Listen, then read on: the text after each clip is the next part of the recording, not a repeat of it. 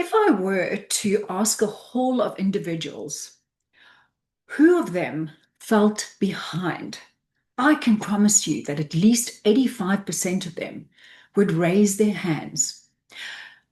My next thought for them would be, so what is this thing that's making you feel behind? Or rather, who is making you feel behind? I want to share a little story with you. About 10 days ago, I woke up on a Saturday morning after such a wonderful sleep. I was feeling absolutely stunning. My day ahead was planned beautifully.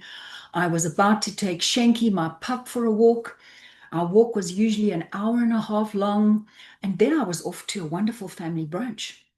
So Shanks and I got ready, left about 15 minutes into our walk. All of a sudden, I got a text. And that text sent me into overdrive. It sent me into an arrest mode. And all of a sudden, Shanky's walk turned into, in her mind, would have been in horror. It was like, Shanks, you can't stop and sniff for too long. Shanky, come on, just around this next corner. There's the park right in front of you. Let's go and stop for 5 seconds. Let's carry on walking. Come on, Shanky, just a few more steps and we'll be home. So off we went, rushing on our walk. By the time I got home, I was feeling hot and stuffy, and I was feeling behind, very behind. I jumped in the shower, put on a set of clothes, jumped in the car, raced off. And as I was racing off, I suddenly realized, how I was feeling.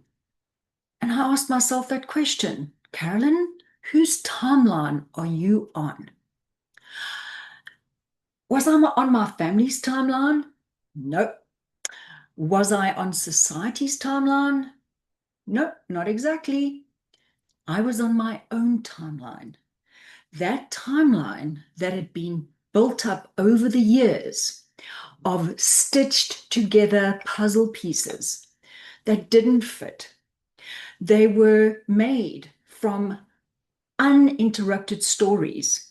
They were caused by old habits that didn't work. And also a lifetime of unendurable pressure. And I realized that all I was doing was operating on autopilot. And I remembered that the beginning of my day started off so calm and peacefully and wonderful. So the one thing that stopped me in my tracks, and that was I living my day in overdrive? Did I live my life in overdrive? Was I operating in an automatic mode that was just continuing without me realizing it? And what was this going to lead to? What was about to happen is I was about to walk into an evening at the end of my day of burnout, of feeling depleted. And you know what? I would then be rewarding myself for surviving for that day.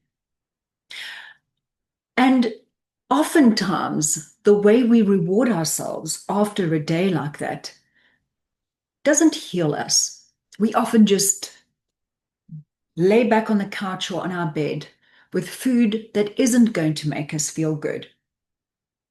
So what would a better way be? You see, if you reverse this day and you realize that the time that counted was the moment I got that text, and I framed it in a manner that was stressful, that I was behind, I couldn't catch up, and so I was rushed.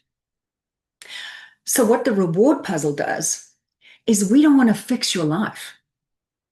You see, we've just got to mend those puzzle pieces. And the way we do that is by creating a space for you.